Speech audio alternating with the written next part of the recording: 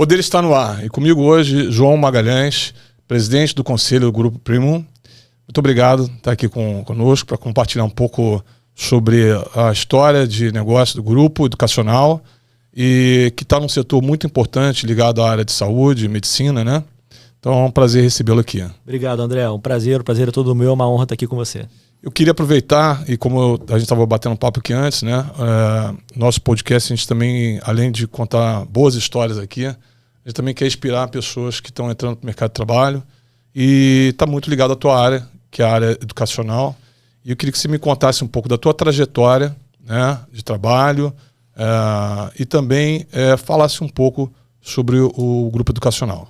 Tá bom, maravilha, obrigado. Eu vou tentar não me alongar muito, né? Mas a verdade é que tudo começou ainda no colégio. No colégio, a gente tinha um programa lá de monitoria para outros alunos, em que os próprios alunos davam aula para outros alunos, era gratuito, não tinha nenhum pagamento por isso. E eu comecei a fazer esse programa como professor para ensinar as pessoas a algumas matérias e eu adorei. Eu descobri que essa era a minha vocação. O que eu queria na minha vida era ser professor. A partir daí, quando eu entrei na faculdade, eu fiz engenharia de produção na UFRJ. E assim que eu entrei, nos 2 primeiros anos, ou seja, nos 4 primeiros períodos no ciclo básico, você não podia estagiar, porque era em período integral. Então, para eu ganhar um dinheiro, eu comecei a dar aula particular, que era o que eu sabia fazer e o que eu gostava de fazer. E aí eu fui criando mais alunos, fui passando para amigos. E aí quando eu vi, eu tinha uma empresa de aula particular, já com 300 professores. Enfim, o empreendedorismo veio muito da paixão. Eu acho que isso é um assunto que a gente vai falar aqui hoje, né, que é muito importante. E aí depois disso, eu fundei uma escola de negócios junto com um grupo chamado Viságio, uma consultoria chamada IEG, a Escola de Negócios. Cresceu, se tornou a segunda maior escola de negócios do Brasil, independente. Era uma escola que tinha em 9 cidades do Brasil. E aí, em seguida, quando eu saí dessa escola, fiquei mais ou menos 6, 7 anos tocando esse projeto. E aí, quando eu achei que chegou num volume que eu não tinha mais para onde muito ir, eu saí e fundei mais uma vez, fui empreender de novo com um médico psiquiatra, que é o Dr. Gustavo Teixeira, e a gente abriu uma escola de comportamento infantil. E essa escola de comportamento infantil depois virou uma escola de saúde mental como um todo, se tornou a maior escola de saúde mental da América Latina e a gente vendeu o controle em 2022, se unindo a mais outras empresas, formando um grande grupo chamado Grupo Primum Educacional, do qual hoje eu sou presidente do conselho. E esse grupo surgiu numa ideia de ligar a saúde mental com a saúde, com a área da saúde, com médicos. Porque hoje, quando você vai fazer um atendimento de por exemplo, endocrinologista, o endocrinologista ele tem que olhar para a questão eventualmente da obesidade ou do que for, mas ele também tem que olhar que o paciente está com ansiedade, que o paciente pode estar com depressão. Então hoje saúde e saúde mental estão cada vez mais conectados. Então a ideia foi conectar isso. Então a gente uniu hoje, a gente tem uma escola de pós-graduação em medicina em São Paulo, presencial, com muita prática, praticamente um hospital, 2 hospitais na verdade, são 2 prédios. A gente tem, que é chamada BWS, a gente tem a de saúde mental, que é o CBI, a gente tem uma escola de cursos preparatórios para a prova de residência médica, que é a Aristo, e a gente comprou recentemente uma empresa de tecnologia para justamente vir com um assunto que eu acho que a gente vai falar aqui hoje também, que é com uma força forte de inovação e também de inteligência artificial. Então, resumindo muito aqui, para não me alongar muito, essa foi a minha trajetória até chegar aqui. Parabéns. Obrigado. Muito bom. Essa parte de saúde mental ela é muito importante cada vez mais, né? Essa nossa aceleração tecnológica tem criado aí assim, diversas questões novas, né? A crise de ansiedade, né? Um impacto maior, principalmente para essa geração mais nova, e é muito importante ter a educação voltada para esse olhar, né? Aí aproveitando essa sua apresentação, sua jornada aí, muito bacana, eu queria perguntar para você quais são os principais desafios que os grupos educacionais enfrentam atualmente no Brasil. Tá, essa é uma pergunta muito boa também. Eu poderia dividir isso em algumas áreas de desafio específicas. Então, a primeira área de desafio é uma questão não vou dizer burocrática, mas eventualmente que envolve questões regulatórias, acho que a palavra é essa. Então a gente tem um desafio hoje regulatório, a gente tem algumas decisões, por exemplo, que são tomadas que podem levar o andamento da instituição para um lado ou para o outro. Dando um exemplo rápido aqui, essa semana saiu uma notícia de que o MEC bloqueou todos os programas de criação de novos cursos EAD até o final do ano. Então, quem tinha no seu business plan, por exemplo, criações de novos cursos EAD, hoje não poderão mais fazer até dezembro. Ah, mas isso vai cair, isso vai ficar de pé, mas isso está certo, mas isso está errado, eu não vou entrar nesse mérito. Mas o fato é que isso impacta as instituições de uma forma forte e relevante. Então, isso é uma preocupação realmente. A segunda preocupação, a gente tem hoje uma escalada muito grande do infoproduto, que a gente chama. O que é isso? São profissionais independentes dando seus cursos e vendendo seus cursos na internet. Então, antigamente, se você era um professor muito bom ou um profissional muito bom que queria dar aula, você obrigatoriamente tinha que se associar a uma instituição de ensino. E hoje, com a internet e com as facilidades que a internet trouxe, você que é um professor muito bom, um profissional muito bom, você consegue hoje gravar um curso na internet com muita facilidade e vender por conta própria. Então, isso é também um desafio que algumas instituições elas passam, então elas têm que aprender a como lidar com isso, a como fazer com que esse novo mercado seja um aliado e não um inimigo, porque se ela olhar para esse novo mercado como um inimigo, ela não vai funcionar, não vai dar certo, tá? Então, esses são alguns desafios. Outro desafio, obviamente, é você manter a qualidade dos cursos. Tá? Por quê? Quanto mais instituições de ensino surgem, quanto mais concorrência você tem, qual é a primeira ideia dos empreendedores, dos donos de instituições de ensino, da gestão da instituição de ensino? Vamos baixar preço para competir com volume. Né? E eu acho que é aí que a instituição morre. Tá? Então eu acho que o que algumas instituições de ensino têm que começar a fazer agora é focar muito em qualidade, eventualmente num ticket mais alto. Tá? Então vou dar só um exemplo aqui real, também para não me alongar, que é o seguinte: a gente lá na instituição, na faculdade Primum, por exemplo, é uma faculdade de especialização em medicina, em São Paulo, né, que é a BWS, focada principalmente em dermatologia, estética. Temos outros de endocrinologia, mas principalmente dermatologia e estética. A gente tem 2 prédios que são basicamente 2 hospitais que a gente recebe paciente todo dia para os nossos alunos fazerem prática, né? E nosso ticket é o mais alto do Brasil, né? E a gente continua, obviamente, com muita fila de espera para os nossos cursos. Por que isso? Porque a gente foca em qualidade. Então eu acho que, falando dos desafios aí, os principais eu diria que são esses. Obviamente eu não falei aqui, mas o desafio da inteligência artificial, né? O que vai acontecer agora com a inteligência artificial? Para onde é que vai? Ninguém sabe. Nós vamos abordar isso daqui a pouquinho. E, bom, aproveitando a pegada, você acredita que o ensino à distância veio para ficar? Quais são os benefícios e os desafios desse modelo? Ótimo. Assim, eu não falei isso, mas em 2016, quando eu saí do IAG, aquela escola de negócios que eu comentei que eu abri, o grande motivo foi que eu queria ir para o online, para o mercado de educação online, e eu fui voto vencido. Né? Os sócios votaram, eu fui voto vencido. Nós não fomos para o ensino online. E aí eu falei, não, eu preciso ir para o ensino online. Que ano foi isso? 2016. 2016 havia um preconceito muito grande com o ensino online, ensino à distância, né? As pessoas achavam que a qualidade era muito ruim, que tudo mais. Então, as pessoas não queriam abrir. Achavam que iam queimar a sua imagem. Tudo bem, era pertinente, mas eu achava que o futuro era esse. Então eu queria investir nisso, eu saí para abrir uma escola online com esse médico, por conta disso. Então sim, o ensino online ele veio para ficar, e mais uma vez, o que a gente tem que tomar cuidado aqui? Com a qualidade. Tá? Então, aonde que o ensino online ele peca? Na prática. Então a gente tem que conseguir levar a prática para o online. Então, como é que a gente faz isso? Tem uma série de metodologias, a gente desenvolveu uma, mas o fato é que você precisa ter muito cuidado com a qualidade do EAD. Mas sim, ele veio para ficar. O EAD ele tem um benefício, acho que para os dois lados, né?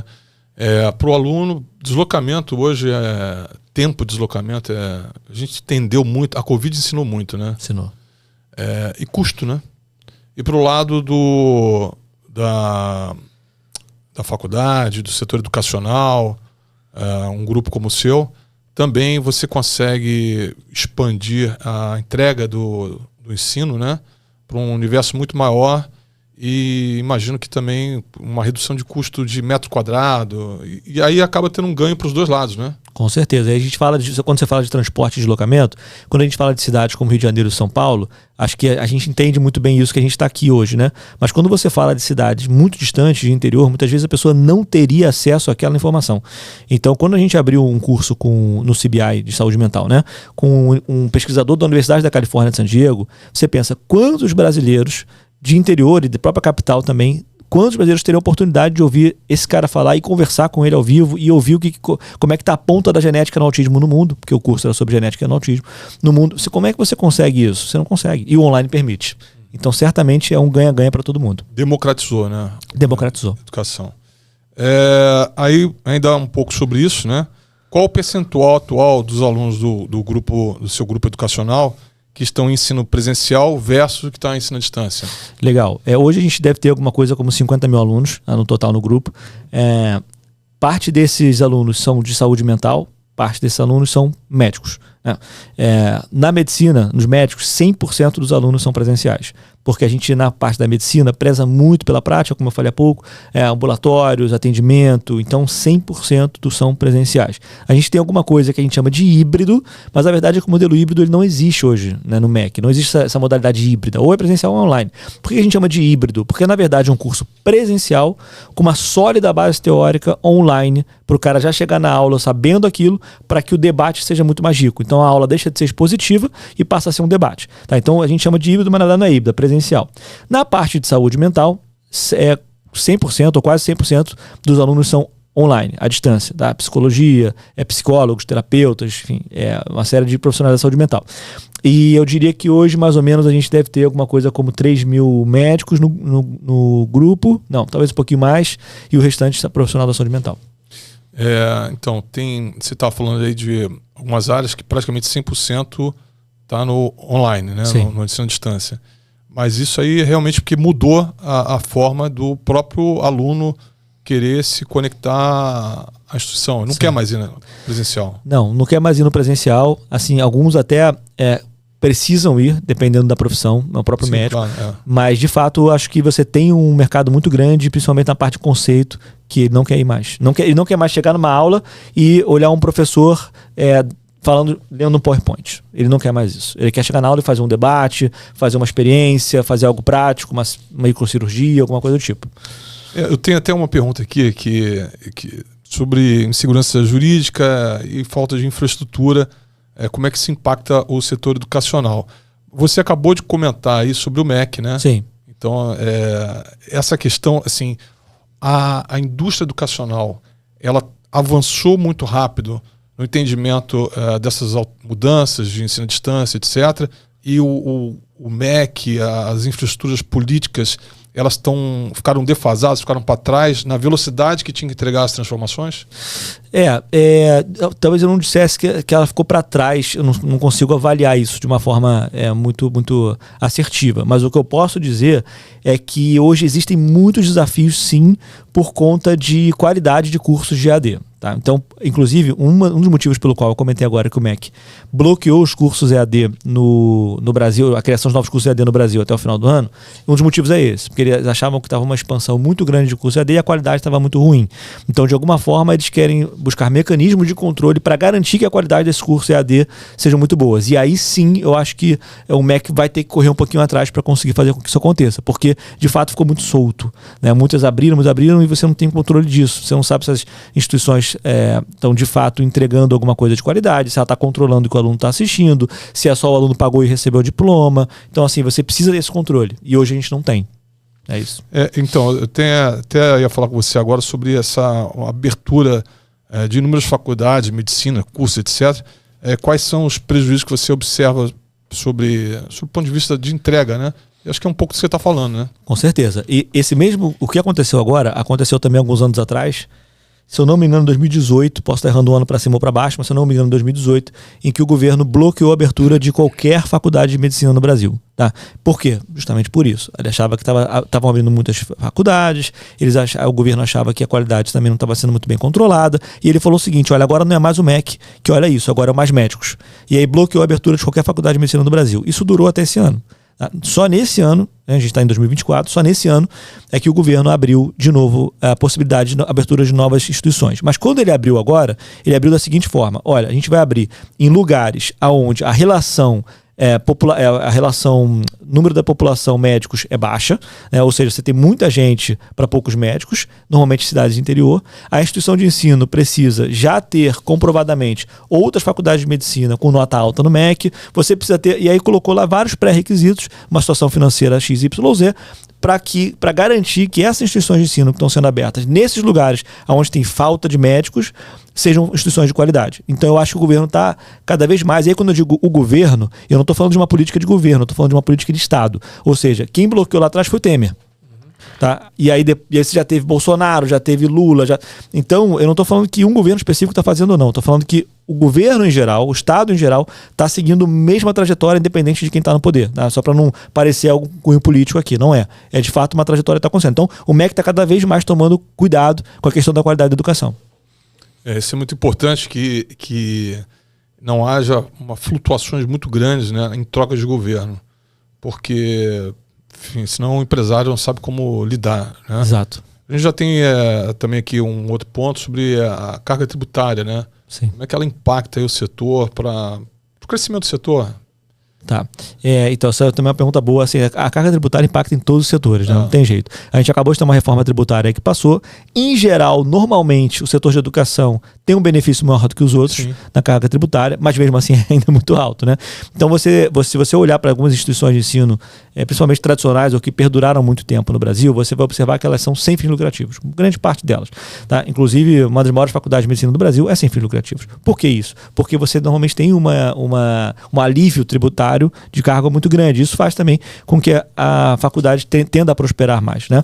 Mas sim, existe uma carga tributária muito grande, é algo que preocupa o setor de educação, todos os setores, mas eu falando do meu setor aqui, que é a educação, e é algo que nessa reforma eles estão olhando e, se eu não me engano, tem algum incentivo lá sim para a educação, mas é uma coisa que impacta. Como é que está a parte do governo ajudar com linhas de crédito as instituições de ensino?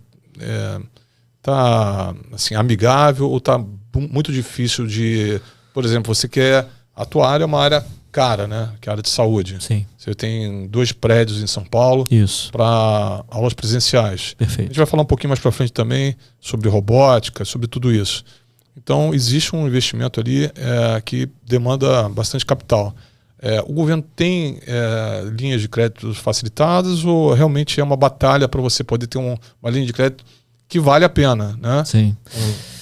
O governo tem altos e baixos em relação a esse assunto, tá? Então a gente já teve incentivos como o ProUni, como o FIES, por exemplo, que depois pararam por algumas questões, principalmente de endividamento de alunos e também principalmente de alunos numa situação financeira que não tão confortável, né? Então você teve aí uma diminuição muito grande desses programas, mas você também, ao mesmo tempo, com a diminuição desses programas, teve um crescimento muito grande do setor privado na parte de financiamento estudantil, tá? Então, exemplo, a gente aqui no Grupo Primum tem parceria com instituições de financiamento estudantil, em que o aluno, em vez de pagar mensalidade, como eu comentei, que é o ticket talvez mais alto do mercado aí na parte de dermatologia, ele vai pagar, ele consegue pagar um valor muito menor, mas também por um prazo muito mais longo dentro de um financiamento estudantil. Então ele consegue sair da pós-graduação, clinicar, né, ganhar dinheiro aqui para conseguir pagar o restante do financiamento. Então hoje eu acho que o setor privado se mobilizou de tal forma que você consegue atingir isso e também democratizar um pouco esse acesso. Sim, mas assim, isso do ponto de vista também do aluno, né? Sim. Mas do ponto de vista da própria instituição, querer investir em mais tecnologia, o acesso à linha de crédito, Pronamp, o que for, ele está mais facilitado ou continua uma batalha ainda? Achei que você estava falando do ponto de vista do aluno. Do ponto de vista da instituição, assim, você tem linhas de crédito, tá? Assim, ela pode acontecer, mas eu não consigo saber se ela aumentou ou reduziu em termos de facilidade, por exemplo, tá? Eu sei que existe. Você tem, por exemplo, para comprar eventualmente alguns tipos de equipamento, você consegue um BNDES, você consegue algumas linhas de crédito facilitadas, tá? Agora, vou dar um exemplo aqui real, né? Eu comentei que a gente preza muito pela qualidade, né? E você tem uma máquina, por exemplo, a dermatologia, que é um scanner de pintas e tal, que é uma máquina grande, que uma máquina custa R$200 mil, por exemplo. E que instituição de ensino que... Isso é uma máquina, né? Não estou falando que é um investimento numa máquina. Que instituição de ensino que traz essa máquina que é de ponta para os alunos usarem, para depois usarem no...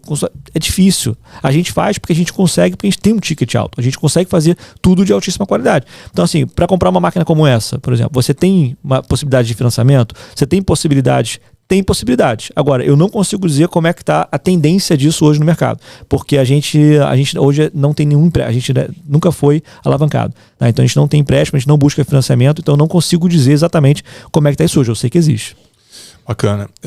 Agora vamos entrar nessa modernização da área médica, né?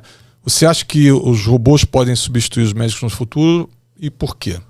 E aí depois eu queria conversar também com você, já seguindo aí, qual a importância da humanização na saúde e como a inteligência artificial está transformando esse campo. Então vou primeiro falar sobre o que você acha dos robôs na substituição de médicos, que já tem algumas cirurgias, né, que são feitas. Sim, por robô, ainda com médico controlando o robô, mas sim, já tem. Já tem teste de robô autônomo, mas ainda não é, também no Brasil isso não existe ainda. Sim, eu acho que essa pergunta é uma pergunta que todo mundo me faz. O professor me pergunta, João, A inteligência artificial vai substituir o professor? O jornalista me pergunta, todo mundo, advogado me pergunta, todo mundo me pergunta. E o médico também pergunta. E a resposta para absolutamente todas as profissões que já me perguntaram até agora é não. Tá? Não vai substituir. O que você tem que fazer, na minha opinião, com a inteligência artificial? Você tem que ver a inteligência artificial como um aliado e não como um inimigo, em todas as profissões. Advogado, jornalista, professor, médico. No caso do médico especificamente, que é o caso da pergunta, a inteligência artificial vai ajudar muito o médico a fazer talvez um trabalho que é um trabalho mais manual, mais braçal, vamos dizer, um trabalho que exija menos humanização do médico. E isso vai fazer com que o médico tenha cada vez mais tempo para cuidar do que realmente importa, que é o paciente. Tá? Que é o paciente. E aí olhar para o paciente de forma mais individualizada, olhar para o paciente de forma mais humanizada, conversar com o paciente de forma mais humanizada também. Então, eu acho que vai mudar a forma com que o médico atende hoje. Mas eu não acho que vai substituir, nunca. Tá? Você pode ter um robô que faça a cirurgia sozinho? Pode, mas você nunca vai substituir o cirurgião. O cirurgião vai ter que sempre estar lá, até para desenvolver o robô, para fazer a manutenção do robô, para olhar. Então, o cirurgião ele sempre vai ter que estar ali, sempre. O cirurgião é qualquer médico, tá? Professor a mesma coisa, jornalista a mesma coisa, advogado a mesma coisa. Tá? Advogado, hoje, uma inteligência artificial escreve um parecer, escreve eu não sou advogado, mas escreve um determinado, uma liminar. Mas você sempre vai precisar do advogado para pensar, por exemplo, fora da caixa, para olhar a situação, qual é o melhor caminho, baseado em todo o contexto do cliente. Então isso nunca vai ser substituído, a parte humana nunca vai ser substituída. A inteligência artificial ela vem para poupar nosso tempo para certas situações, mas tem a análise do humano. Né? Isso. E isso aí também realmente concordo plenamente com você. E muito do que você falou, que tem que olhar como um aliado. Né? Exato. E tem que aprender a mexer com a ferramenta. Né? Pode falar um pouco sobre as principais áreas de especialização do teu grupo educacional, que oferece como dermatologia, nutrologia, enfim. Sim, a gente hoje tem um grupo em São Paulo forte de cursos de especialização em medicina. E aí dentro dessa especialização a gente é muito forte em dermatologia estética. A gente também tem cursos muito importantes na área de nutrologia, na área de endocrinologia, psiquiatria é uma área muito forte nossa também. É quase que eu esqueci de falar de psiquiatria. Psiquiatria é uma área muito importante. A gente tem o único curso de especialização no Brasil em que o médico faz visita em campo, não, né? Faz prática em campo na parte de internação psiquiátrica, por exemplo. Então a gente tem parceria com uma clínica em São Paulo, chamada Clínica Maia, que os nossos alunos vão até a clínica para atender pacientes hospitalizados. Enfim, isso é uma coisa, a primeira pós-graduação no Brasil que tem isso, tá? Além da parte clínica, então enfim. Psiquiatria. A gente tem também uma parte muito forte, como eu comentei já, de saúde mental. Então, saúde mental a gente tem cursos voltados para diversos transtornos de comportamento, enfim, e diversos cursos voltados também para transtornos escolares, enfim. É muito importante. A gente tem cursos principalmente de pós-graduação voltados para profissionais da saúde mental, mas também temos cursos livres para pais, educadores, temos pós-graduação para educadores também, mas também temos cursos livres para educadores, enfim, para saúde mental. E a última parte aqui que eu queria ressaltar é a parte de cursos preparatórios para prova de residência médica. Então, se o médico está pensando em fazer alguma prova de residência médica, a Aristo, que hoje é a marca do grupo que faz provas faz preparatórios para prova de residência médica, é o melhor curso preparatório para prova de residência médica do Brasil, porque ele faz um estudo específico para especialização que você quer fazer na banca que você quer passar. Então, olha, eu quero fazer residência médica no hospital tal. Então, ele, através da inteligência artificial, identifica o que aquela banca mais cobra, como é que são aquelas provas, te manda as questões, dependendo do que você estiver acertando mais ou menos, se você tiver com mais facilidade ou menos facilidade, ele vai te dando as respostas. Então, essas hoje são as áreas do grupo. Tá, você acredita que deveria haver uma etapa na formação educacional que ensinasse empreendedorismo? E o porquê? 100%. Empreendedorismo, gestão de carreiras. Tá? Primeiro, empreendedorismo. Tá? Por que é fundamental que o médico saiba empreendedorismo? Dentro do empreendedorismo, na verdade, grande parte dos médicos são empreendedores. Sim. Porque eles abrem clínicas. E no caso da dermatologia, por exemplo, que é o nosso carro-chefe aqui, né? Os médicos eles abrem clínicas e essas clínicas eles contratam outros profissionais e a clínica cresce. Né? Tem uma ex-aluna nossa, por exemplo, que a gente até ajudou lá nessa parte de empreendedorismo, que ela abriu a primeira clínica do Brasil de estética 100% vegana e orgânica, né? Se eu não me engano é isso. Então ela abriu uma rede, a rede explodiu no Brasil. Então você tem... E como é que onde que ela aprendeu a fazer isso? Onde que ela aprendeu a parte de finanças pessoais, o dinheiro que ela está ganhando. Ela começou a ganhar muito dinheiro. O que ela está ganhando? E quem não ganha muito dinheiro também? Como é que controla custo? Como é que sabe quando está entrando, quando está saindo? Então isso é muito importante, tá? Para o médico conseguir prosperar na carreira de empreendedor. Quais são as habilidades essenciais que os futuros empreendedores devem desenvolver? Na parte de medicina ou em geral? Sim, medicina.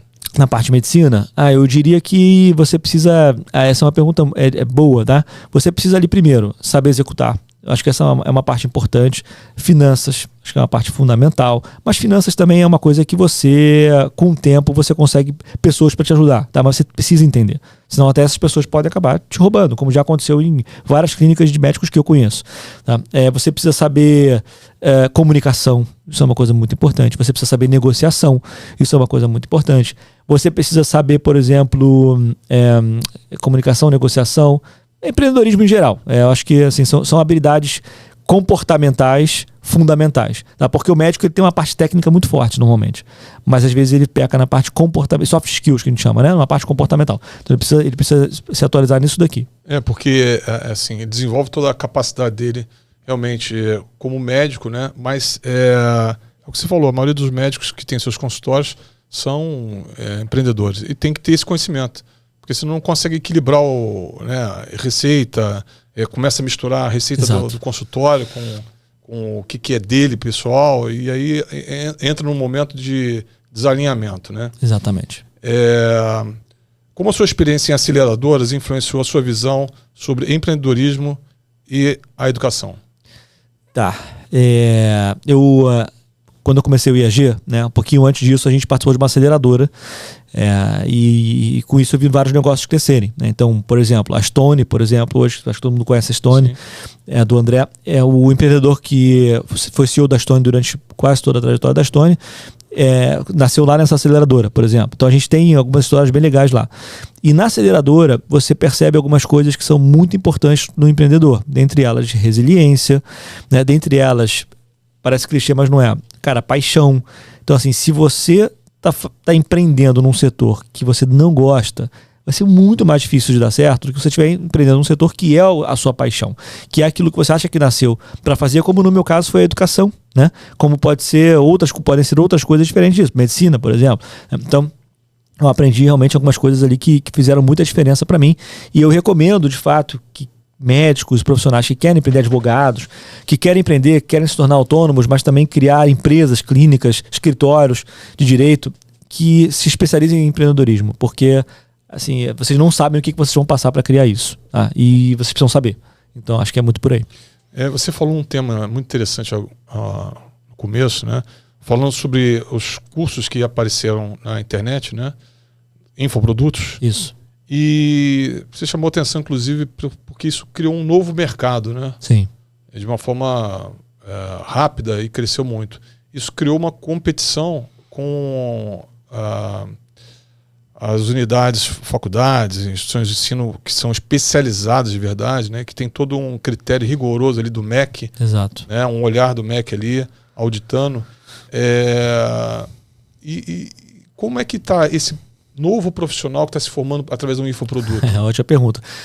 Vamos lá, a gente tem o infoproduto do cara que é um indivíduo que está fazendo infoproduto, e muitas empresas e instituições de ensino também estão fazendo infoproduto. Então são duas coisas diferentes. No caso do profissional que está fazendo o infoproduto, né, vamos pegar aqui o nosso exemplo do empreendedorismo. Quem é que não conhece aquele empreendedor de internet? É aquele cara que aluga conversível para tirar uma foto e falar que é bem-sucedido e vou te ensinar a fazer. Quantos arrasta para cima a gente já não viu do cara falando que vai te ensinar a ficar milionário, e o cara nunca fez nada na vida para ficar milionário, né? Ou empreendeu ou nada do tipo.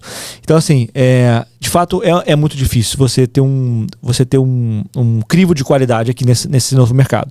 Existem cursos muito bons, pessoas muito boas? Existem. Só que às vezes as pessoas que mais se destacam não são as melhores, e sim aquelas que conhecem as melhores técnicas para ganhar sua atenção nas redes sociais, que não necessariamente são os melhores. Então a gente tem que tomar muito cuidado com esse mercado aqui. As instituições de ensino que estão abrindo infoprodutos, normalmente elas têm um critério maior. Elas não vão deixar abrir qualquer curso com qualquer pessoa. Elas vão selecionar pessoas, vão fazer e tal. Qual é a minha preocupação aqui quando eu falo de instituições de ensino que abrem infoprodutos? Né? A minha preocupação aqui também é a qualidade do serviço, não do produto em si. Então quando você fala de infoproduto, o que significa isso? Gravou um curso disponibilizou o curso para alguém, o cara pagou R$39, R$200, ou o preço que for daquele produto, o cara assistiu com um certificado. Tá? Então, como é que você controla a qualidade disso? Então, no Grupo Premium, a gente nunca permitiu a abertura de um infoproduto. Nunca. Então, todo curso tem uma data de início, uma data de fim. Você nunca libera todo o conteúdo junto. Você tem liberações de 15 em 15 dias. A gente vai acompanhando se o cara está assistindo. Tem avaliações se o cara está fazendo as provas, para você garantir a qualidade do aluno. Porque você consegue garantir a qualidade do curso, mas não consegue garantir a qualidade do aluno. Então, é isso que é o fundamental. Então, dermatologia, uma área que avançou muito, cresceu muito, e é uma área muito sensível. A gente vê, volta e meia aí, situações que passam nos jornais de acidentes, né? Porque falta de conhecimento, né? Aplicação de determinados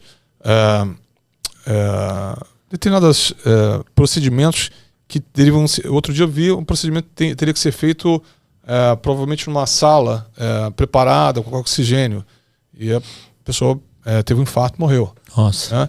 Então, esse infoproduto vindo de uma empresa educacional que está ali com o olhar do MEC em cima, e tem todo esse cuidado que tem que ter uma trajetória até a conclusão para receber um certificado. Mas tem muito certificado sendo emitido de um infoproduto que o cara vai lá e... Exato. Isso aí está causando, assim, acho que um desequilíbrio entre quem é o profissional, que tem às vezes um monte de certificado, e quem é a pessoa que o paciente pode procurar e ter realmente uma boa qualificação. Perfeito. E o MEC tem olhado, você tem visto algum movimento do MEC para essa quantidade de infoprodutos que não vem através de uma instituição de ensino? Então, o MEC, ele olha muito e muito de perto para a graduação. A graduação, que é você tornar uma pessoa um profissional. O MEC olha muito pouco para cursos livres, que normalmente, em geral, são os infoprodutos, e olha muito pouco também para pós-graduação, que é um mercado, inclusive, que eu acho que o MEC tinha que olhar mais. Porque a pós-graduação, ela não te profissionaliza, ela não te dá o direito de atuar na profissão. A graduação dá. Então, se você fizer uma graduação de psicologia, você pode ser um psicólogo. Você vai lá, né, se registra no conselho, você pode ser psicólogo. Se você faz uma graduação de medicina, você pode operar. Uma pós-graduação, não. Então, se você é formado em engenharia e faz uma pós-graduação de psicologia ou de medicina, por algum motivo, você não pode atuar na profissão. Então, o MEC olha pouco para a pós-graduação. Tá? Ele considera que não é talvez tão relevante quanto a graduação. Agora, precisaria olhar. Então, na parte de pós-graduação, o mercado está... Como é que eu posso falar?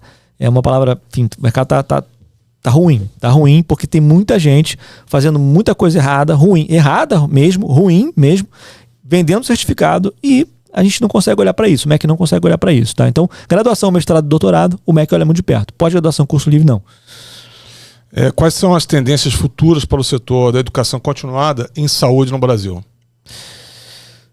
Olha, o desafio aqui, para mim, no setor de educação continuada no Brasil, na parte de saúde, é prática. O que está acontecendo, como eu falei há pouco? Estão se abrindo muitas faculdades, muitos cursos, principalmente pós-graduação. Estão se abrindo muitos cursos, muitos concorrentes. O pessoal está baixando o preço e tirando a prática, porque prática é caro. Né? Eu comentei do preço das máquinas. Prática é caro. Né? Então, o que a gente tem que tomar cuidado, o grande desafio para mim, na minha opinião aqui, né, quem vai ficar são os bons. Quem vai ficar são os bons, mesmo que o ticket tenha que ser mais alto. Então, acho que a grande preocupação hoje, e o grande desafio, que foi a sua pergunta, do mercado de educação continuada em saúde no Brasil, é a qualidade. É manter a prática, vai ter que ter um ticket mais alto para pagar os custos dessa prática, e o profissional da saúde cada vez mais vai ver a importância disso, o médico vai ver cada vez mais a importância disso, e cada vez menos a importância do cursinho infoproduto. Agora vamos às considerações gerais. Nós estamos considerações finais, a gente está chegando no final do nosso episódio. Queria que você falasse suas considerações para quem está chegando para adquirir conhecimento para o mercado de saúde. É um mercado que também não para de crescer, né? Sim. O conhecimento que hoje também é disseminado na internet, maior quantidade de informações, né? Também deixa as pessoas mais atentas ao cuidado com a saúde, né? E do ponto de vista da instituição educacional, quais são suas considerações para quem está chegando e sobre esse futuro aí do mercado educacional? Legal. Você está falando para dar um recado para o médico ou para o profissional da educação? O profissional que está chegando para se tornar um médico. Para se tornar um médico, futuro médico. Tá bom. Olha, você que está chegando para se tornar um futuro médico, você vai ter um grande desafio lá na frente. Tá? Um grande desafio que é aprender essa nova medicina já com a inteligência artificial. Né? Então isso é uma coisa que é um desafio tremendo que você vai ter.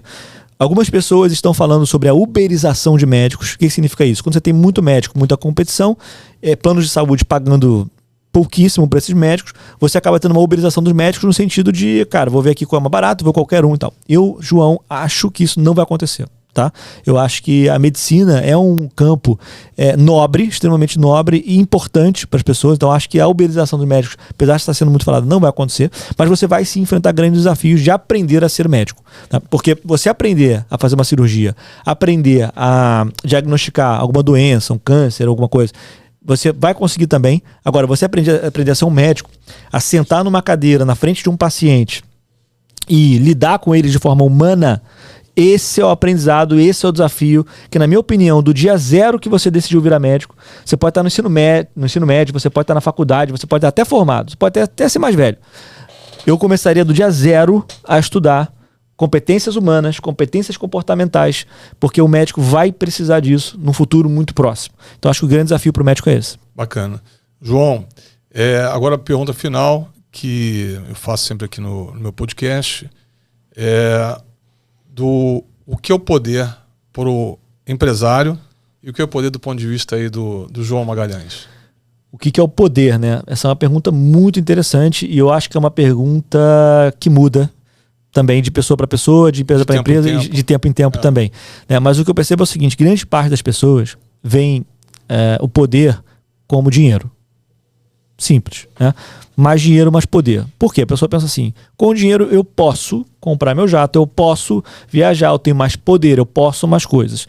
Mas na prática, quando você encontra e conversa muitas vezes com pessoas que têm muito dinheiro, essa pessoa está infeliz, essa pessoa não tem o poder. E eu vejo muito que o poder está muito aliado com a sua missão de vida. Aquilo que eu falei lá atrás, que eu sempre soube que a minha era educação, o médico talvez sempre soube, eu espero, né, que era medicina, e o advogado, e assim vai, né? O psicólogo.